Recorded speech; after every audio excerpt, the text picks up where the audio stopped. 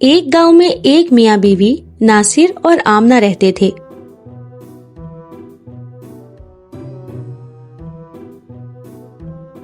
ناصر بہت ہی آلسی آدمی تھا اور اس کی بیوی اکیلے ہی پورا گھر سنبھالتی تھی۔ اس کی بیوی اپنے آلسی شوہر سے خوش نہیں تھی کیونکہ وہ کوئی پیسہ نہیں کماتا تھا اور ادھر ادھر بھٹکتا رہتا تھا۔ آمنہ، آمنہ،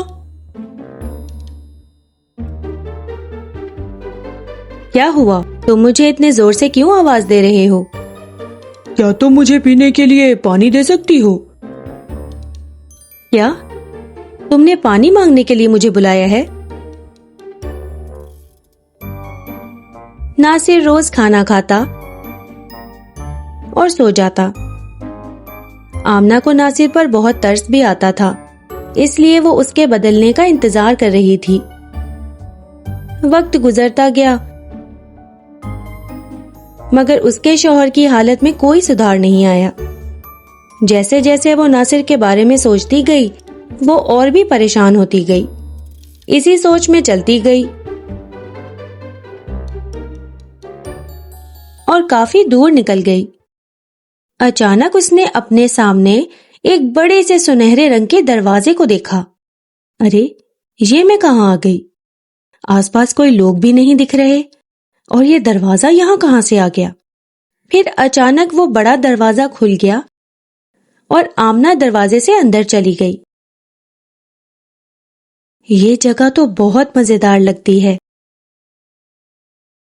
یہاں کتنے خوبصورت پھول اور پھل ہیں، میں نے اپنی پوری زندگی میں کبھی ایسی جگہ نہیں دیکھی۔ یہ تو کوئی جادوئی دنیا لگتی ہے۔ یہ جاننے کی چاہت میں کہ یہ جگہ کون سی ہے وہ اپنی چاروں طرف دیکھنے لگی۔ جیسے جیسے وہ چلتی گئی اس کو پانی کے چھینٹوں کی آوازیں آنے لگیں تو وہ اس کی طرف چلنے لگی۔ وہاں پہنچ کر اس نے دیکھا کہ پانی تازہ، صاف اور کافی گہرا ہے۔ وہ پانی کی لہروں کو دیکھتے ہوئے آگے بڑھنے لگی۔ تبھی اس کی نظر ایک بزرگ آدمی پر گئی جو وہاں بے ہوش پڑا تھا۔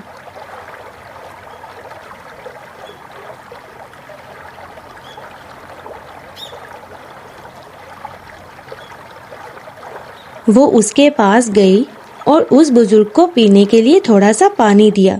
جیسے جیسے اس نے پانی پیا اسے ہوش آنے لگا۔ تم یہاں کیسے آ گئی بیٹی؟ یہ جگہ تو عام لوگوں کی نظروں سے چھپی ہوئی ہے۔ وہ میں اپنے خیالوں میں کھوئی ہوئی تھی اور اچانک اس جگہ پر آ پہنچی۔ مجھے تمہیں یہاں دیکھ کر خوشی ہو رہی ہے۔ تم ایسا کیا سوچ رہی تھی بیٹی؟ آمنہ نے اپنے شوہر ناصر کے بارے میں بتایا۔ میں اپنے شوہر ناصر کے بارے میں سوچ رہی تھی اور بہت الجھن میں تھی۔ میرا دل بہت دکھی تھا۔ تمہارا شوہر خود کو بدلنے کے لیے کڑی محنت کرے گا۔ میری باتوں پر یقین کرو اور خوشی خوشی اپنے گھر جاؤ۔ یہ دروازہ اور یہ جگہ دونوں عجیب اور جادوئی لگتی ہیں۔ اگر مجھے دوبارہ ان بزرگ سے ملنا ہو تو مجھے بس اس دروازے سے اندر آنا ہوگا۔ جی شکریہ۔ آمنہ بزرگ کی باتوں پر یقین کرتے ہوئے خوشی خوشی اپنے گھر لوٹ گئی۔ ناصر گہری نیند میں سو رہا تھا۔ پھر اسے محسوس ہوا کہ زیادہ سونے کی وجہ سے اس کا سر بہت بھاری ہو رہا ہے۔ اف خدایا، میرا تو دن برباد ہو گیا ہے۔ مجھے اتنا برا سر درد ہو رہا ہے۔ جیسے ہی ناصر نے اپنے سر کو دبانے کے لیے ہاتھ لگایا اس کو بہت عجیب محسوس ہوا۔ وہ گھبرا کر آئینے کے پاس گیا۔ میرے سر پر یہ کیا ہے؟ اف خدایا، یہ سینگ میرے سر پر کہاں سے آئے؟ اب میں کیا کروں گا؟ پھر اسے پتا چلا کہ یہ سینگ ہی اس کے بھیانک سر درد کی وجہ تھے۔ گھر آتے ہی آمنہ کی نظر ناصر پر پڑی۔ وہ دروازہ تو سچ میں جادوئی تھا۔ وہ جگہ بہت ہی پرسکون اور خوبصورت تھی۔ میں اب بہت زیادہ خوش محسوس کر رہی ہوں۔ اس کے علاوہ بزرگ نے کہا تھا کہ میرے شوہر آلس پن چھوڑ دیں گے اور کام کرنا شروع کر دیں گے، اور اب میرے شوہر کے سر پر سینگ ہونے کی وجہ سے وہ سو نہیں پائیں گے۔ آمنہ اپنے شوہر کے ساتھ ہوئی اس عجیب انہونی کے بارے میں سوچتی رہی۔ اس کو گہری سوچ میں گم دیکھ کر اس کے شوہر نے اس کو ہلایا۔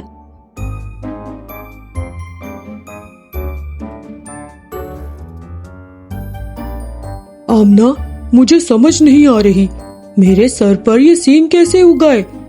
اگر کوئی مجھے ان سینگوں کے ساتھ دیکھے گا تو کیا سوچے گا؟ آپ فکر نہ کریں اور جتنا ہو سکے کام کریں۔ آپ کے کام کرتے وقت یہ سینگ غائب ہو جائیں گے۔ اس بات سے ناصر کو کافی سکون ملا اور وہ اپنی بیوی کی باتوں کو سن کر خوش ہوا۔ اس نے اس کی باتوں کو دھیان سے سنا اور اس کے ساتھ کام کرنا شروع کر دیا۔ ایک دن ناصر نے دیکھا کہ اس کے سینگ غائب ہو گئے ہیں اور وہ بہت خوش ہوا۔ وہ اپنی بیوی کے ساتھ کام کرتا رہا۔ اسی طرح وقت گزرتا گیا۔ ایک دن وہ جب کام کر رہا تھا تو اس نے سوچا، میرے پاس اب کوئی سینگ نہیں ہے، آج میں دن بھر سو سکتا ہوں۔ جیسے جیسے اس نے اپنا کام بند کیا، اس کے سینگ واپس سے بڑھنے لگے۔ سینگ کی وجہ سے اسے درد اور جلن محسوس ہوئی۔ جیسے ہی اس نے اپنے سر پر ہاتھ رکھا، اس نے محسوس کیا کہ یہ کتنا بھاری ہے۔ اس نے یہ بات فوراً جا کر اپنی بیوی کو بتائی۔ یہ سینگ پھر سے نکل آئے، میں کیا کروں؟ اگر آپ بنا کام کیے سونا چاہتے ہیں تو آپ کے یہ سینگ پھر سے بڑھنے لگیں گے۔ ہاں بیگم، میں سونے گیا تو مجھے درد ہوا، جب دیکھا تو میرے سینگ واپس سے اگ گئے۔ اگر آپ سینگ نہیں رکھنا چاہتے تو خدارا روزانہ کام کریں۔ سینگ کے ڈر سے آلسی ناصر روزانہ اپنا کام کرنے لگا۔